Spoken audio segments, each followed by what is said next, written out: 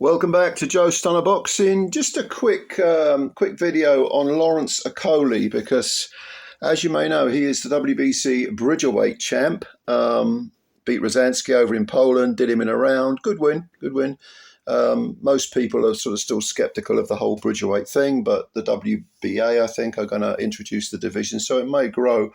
But the thing about Okolie is that he has confirmed that he is now a free agent, having gone through that whole, soap opera of leaving Matchroom, going to Sky, being told that by Ben Shalom, or Ben Shalom telling the public that he's going to make him the face of British boxing, and yet he's been allowed to go despite being a world champion of sorts.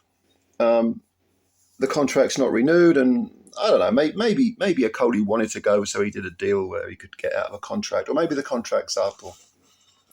But you would think that when you consider the amount of world champions that Sky Boxer have, you'd think they'd want to hang on to one, even if it is a Bridgerweight.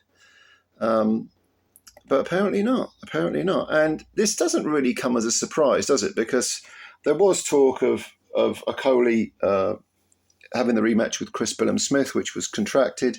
Sky didn't want to see that because the first fight was so awful. It was sort of road wreck of a fight, and a horrible fight. It was quite eventful, I suppose. Several knockdowns, points taken off, but it was Okolie doing his hug fest thing.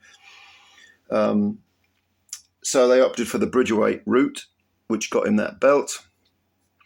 I believe he has a mandatory against Kevin Lorena. But this is a fall from grace, because when he was with Matchroom, Eddie Hearn and Matchroom, they did plug a lot of money into him, despite the fact that he had some really awful, boring fights. And this continued when he went to Sky, because he had the David Light fight, which was unbelievably dull. He had, obviously, the Billum Smith hug fest. There were periods of inactivity. He probably was struggling at the cruiserweight limit, but he says he wants to use Bridgerweight as a route to heavyweight.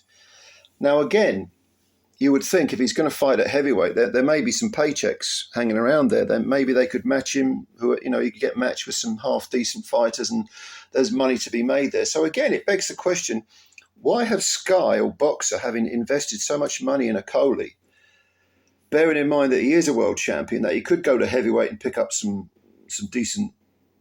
There is some money to be made there, perhaps. Why have they just said no? We're not renewing your contract. We're not re-signing you. We're not interested. Off you go. It seems that the whole Lawrence Okolie endeavour has been a massive failure for Boxer, and there's no doubt that people do not have any faith in him providing exciting fights. He has called out Joseph Parker at heavyweight, I believe, which is a curious fight. But would you really want to see that fight? Would you want to see Okolie against anyone, really? If he did go up to heavyweight, and he's got the frame for it, I don't know whether he's got the. He'd have, like anyone else, you've got to settle into the weight. I think Bridgerweight's a good stopgap. I think another person who should use it is Richard Riakporhe, because he's saying he can't make cruiserweight comfortably.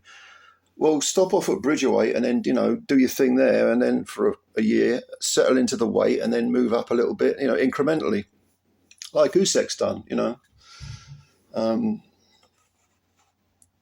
But Okolie, do I see him having much of a future? I don't think he beats any leading heavyweights. In fact, I think he gets knocked out. But I suppose there's money, like I say, I suppose there's money to be made. Who's going to sign him? He can't go back to Matchroom because there was all that acrimony regarding how he left. Frank Warren. If Warren wants to feed him to one of his heavyweights, I don't know. It's possible. I suppose it's feasible, yeah. Stick him in there with Joe Joyce, get him smashed up that way. Zhang, I don't know. I just think Lawrence Okolie, even though he's got this belt, he's lost his way. I'm not saying anything that you don't already know, of course, because it's long been established that Okolie's move to Sky has not been a success, but the options just don't seem to be there, unless he is going to maybe make a defence of the Bridgerweight title, which there won't be much money in that, then move up to heavyweight and then fight a few contenders for a few half-decent paychecks. Yeah, okay, maybe. But clearly Boxer, I think they kind of conceded defeat over Okolie. It will be interesting to see what happens with Buatsi as well with regard to Boxer, because he's another one that they lured away from Matchroom onto the supposed bigger platform.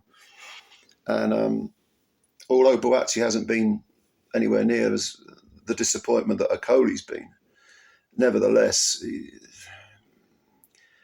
I think his career has somewhat stalled. And then there was this business with the Anthony Yard farce and not being able to get that fight. And now I think he's going to fight Willie Hutchinson now. That's for an interim belt. Yeah, he probably should have been a world champ a lot sooner. But we'll see. We'll see. But let me know what you think about Okolie. Do you think his career's dead in the water? Do you think any promoter would take a chance on him? Sauerland, maybe? Wasserman, I don't know. Let me know what you think, and who you think he should fight next and what the options are. And yeah, thanks for watching. Please subscribe to the channel if you're new, because it only takes a second, and like the video if you liked it. All right. Enjoy what are we on now? Thursday. Enjoy your Thursday. I'll get you later. Bye for now.